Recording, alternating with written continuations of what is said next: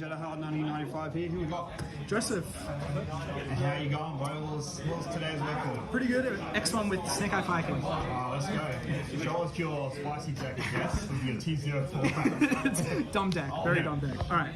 So, just for the one-offs with the Fire King stuff, one Ponix, one Barong, one Avada, one Garunix. You don't want any more of these. I think this one's bad to draw. This one is just an engine. Again, don't want to draw it. Again, same thing, don't want to draw it. And this is fine to draw, but you kind of want to get access to it with the island. It's kind of bad under draw and stuff. So, Except for the one-offs, obviously 3 Kieran, this card's absolutely broken. 2 really good at insulating your board, especially with Baron and stuff. Double islands, you need 2. First one gets outed, you need another one for your grind game. And only 1 Sanctuary. Considering 2, but I think this ratio is correct. Gets you the most access to it. Then just the one-off stuff. So this card's insane. I feel like you have to play this card, especially like deeper when you get deeper into the game and your Ponix keeps coming back. You run out of targets if you only play these 4. So getting this back allows you to get like Flamebird back on your field, get Princess back if you don't have way to get it back. The card's really good. Do not regret playing it. That's it for the Fire King stuff. Now onto the Snake Eye. So just the 2 one-offs to search. This card's really good. I think having searchable removal is fine. Even if it does nothing on turn 1, the game is never going to end turn 2. This deck can't die turn 2, so just being able to have this turn 3 is like free removal is really good. Double Wanted and double Debuff Star. I just don't have a 3rd Wanted. This should be a 3rd Wanted. But like otherwise, yeah, this is good. She's not a great starter in this deck because you have to go through this to get access to your Snake Eye stuff, which means you don't get the Fire King things, but she's still a starter, so you need to play her, essentially. That's it for those. Then just other Snake Eyes, 1 Flamebird, 1 Oak, and 1 Popular. Playing 2 of this I feel like is incorrect. You don't want to be bricking on this guy, you don't want to be drawing him obviously, so playing 1 gets rid of the amount of chance you have to do that, and you have to play these 2 cards. They're just really good. This card's broken, it does way too much. And then 3 Ash and 3 Bonfire. Just maximize your chances of seeing this. This loses to draw, this doesn't, but I still feel like you need to play 3 of this card because obviously like if they don't have draw, you just full combo, it's maximum consistency, so now that's the whole engine. So for the non-engine, is your hand trap on? Yep, we're on 12 hand traps, so 3 Imperm. This card's not as strong as I think it once was, but I still think it's still good in the Snake Eye matchup. Hitting Ash, stuff like that is fine. It's not that bad. Triple Nib.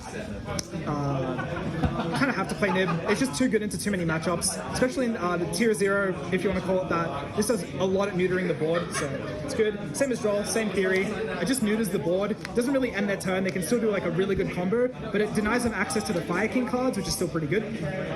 3 Ash, just too flexible. It's Ash. You kind of have to play it. Plus it's a fire, which means if you're really bricked, you can pop it with Kieran to get Garunix back, which is quite strong.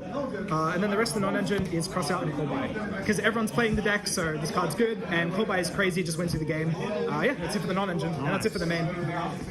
Let's go to the extra then. So, for links, link 1s, we got Anima and Link Creeper.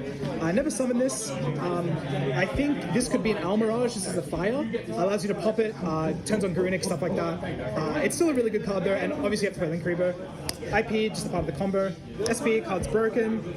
Wolf, this comes up sometimes. I feel like the combo with Wolf is a lot weaker than the combo with IP.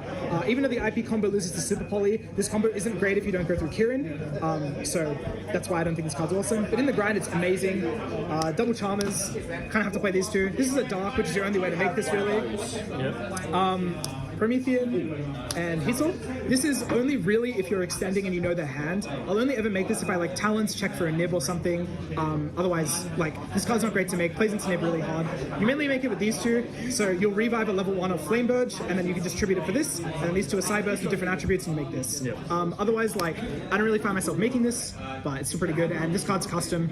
I'd probably play 2 if I had to, probably just cut the Anima and play a 2nd one, but 2's never really come up. It's just nice for some combos. Link 4s, so Zealantis, Raging Phoenix, this combo is bonkers. It's an OTK by itself, gets Flamebird out of the field, which is really good.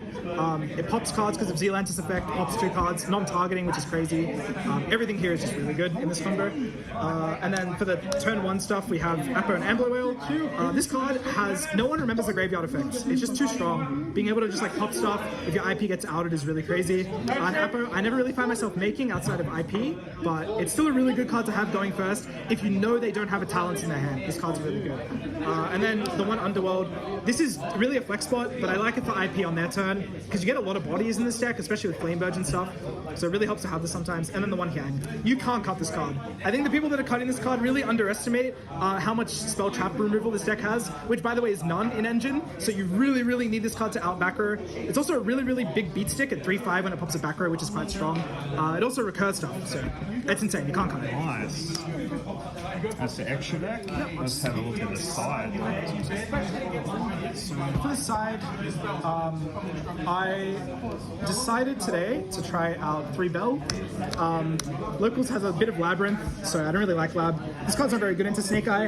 Even if you stop the Princess, if it's a good Snake Eye player, they'll insulate their board with something like Circle, Skyburn, or Kirin in hand, so it can still trigger the Garunix in Grave. So this card's not too awesome into Princess, so I'll probably cut it. Probably cut it for Diddy Crows, I think. And we have 3 Cosmic.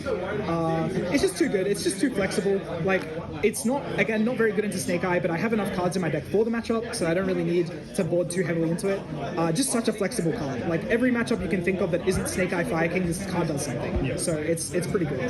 Triple Phantasme, this card's MVP. I think against Snake Eye Fire, you draw this, then you draw into a draw and you're winning the game, because by their first Link 1, they still have a lot of searching to do, right? So even if they make a Link Reaver, and then you use this and you draw 2 and you draw into draw, you can still draw them on Phonics effect, which just turns off their whole Fire King line, right? Which is really good. Plus, every other matchup, again, apart from like Labyrinth and like Branded and stuff, this card's crazy. I do need something else for Voiceless here, but I think this is pretty good. Onto the rest. Lightning Storm and Duster, good cards. I think outing boards is really important for this deck. Being able to like digest and get into a grind game is important, so having these cards is good. And then Triple Talents for going first.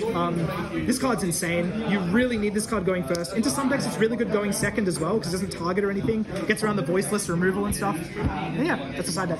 You got any shout out for fun? Yellow Heart, my man.